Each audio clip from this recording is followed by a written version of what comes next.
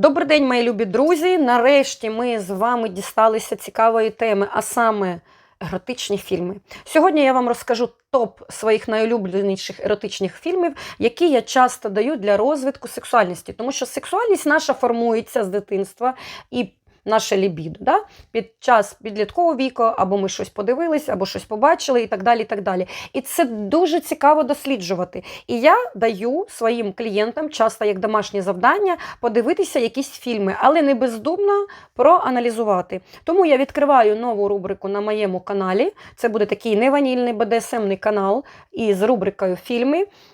Фільми будуть нестандартні, фільми будуть БДСМні, еротичні, психологічні, трилери. І будемо розбирати з вами крок за кроком, що там відбувалося в сюжеті, з головними героями. Це дуже цікаво.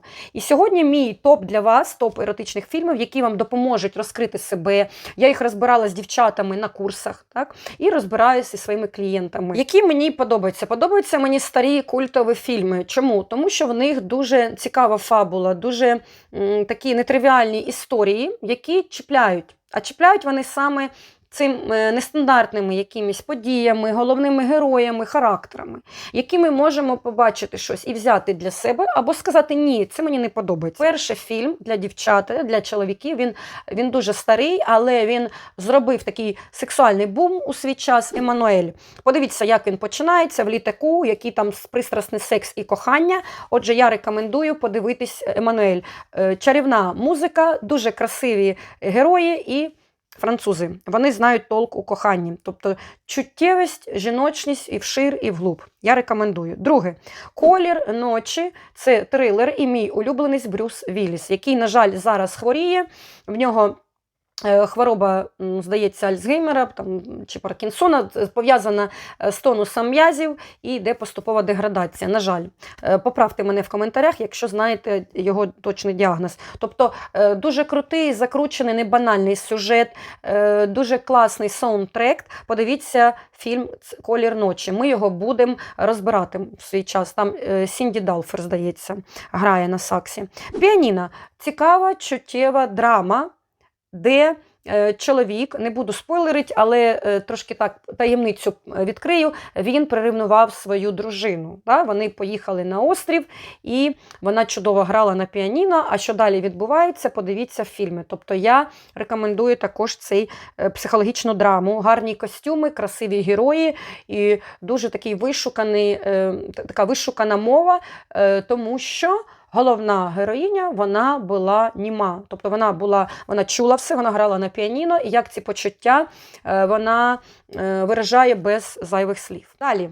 Моя улюблена Шерон Стоун і її трік з ногами, який вона повторила, до речі, зовсім недавно, коли вона грала так зі слідчими.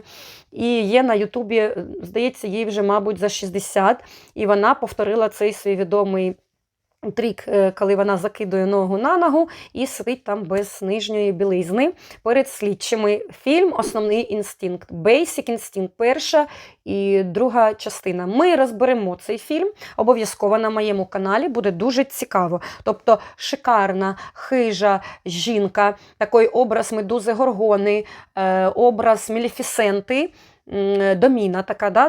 Домінантна, розумна жінка, вона психолог, до речі, яка крутить чоловіками, сюжетом і так далі, і так далі. Вона розглядає, це такий еротично-психологічний трилер. З широко закритими очима. Наступний Ніколь Кідман і Том Круз. До речі, кажуть, що вони саме розлучилися після цього фільму. Він дуже довго знімався, цей фільм. Солодка парочка. Та? Масони, таїнства, стосунки у парах, зради.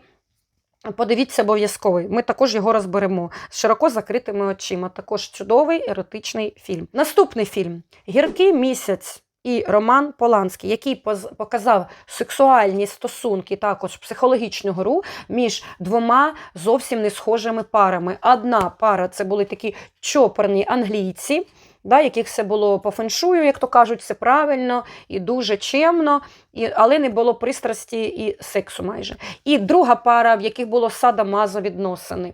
Спочатку він знущався над цією жінкою, потім вона над ним, як грали в кішки-мишки. Так?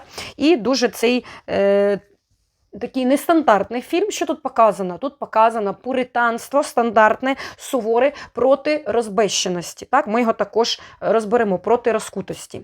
Що переможе? І дивіться, аналізувати обов'язково цей фільм. Ми з вами обов'язково його подивимось, розберемо все детально. Далі, 9,5 тижнів. Мій улюблений саундтрек, мій улюблений красивий Мікі Рурк, красавчик в цьому фільмі. Там що? І рольові ігри, і БДСМ, і пристрасті на розрив мозку, і Кім Бесінгер, і це секс-символи 90-х. Подивіться обов'язково, я цей фільм розбирала з дівчатами на курсі. Що він таке робив? Як він маніпулював? Як він закохував в себе у цю жінку? Як вона до нього, це як було таке помутнення, да? Помутнення разуму. В неї таке пристрасне, шалене кохання, пристрасний секс. Німфоманка Ларс фон Трієр вже стала класикою. Да? Фільм глибокий, психологічний, це артхаус. Що там стоїть в основі? Подивіться моє відео про німфоманію, що це таке насправді. Ви такі перверсії і душевні травми німфоманки, як вона страждала і саме як вона не могла отримати свій довгоочікуваний оргазм. І після цього фільму ви дуже зміните свою думку саме про німфоманію. Ви подивитесь на це під іншим кутом. Наступний. Блакитна лагуна. Там краса природи, еротичні стосунки, дуже красиві пейзажі, красиві молоді герої і небанальне кохання, да? Краєвиди. Я бажаю вам ненудних вихідних, я бажаю вам продивитися ці фільми, і ми поступово обов'язково з вами їх розберемо. Пишіть в коментарях, які вам подобаються фільми і чому, і які фільми ви хотіли б, щоб я розібрала саме як психолог, я психолог-сексолог. Для того, щоб побачити оці смачні моменти, які можна взяти для себе в пару, погратися, або щось проаналізувати, що мені подобалось в героях, або що не подобалось, як би я змінила сценарій. І ці фільми ми будемо з вами розбирати, дискутувати на YouTube. А також я використовую як фільмотерапію. Так? Підписуйтесь на мій телеграм-канал, тому що кожну п'ятницю я викладаю саме цікаві фільми для розбору.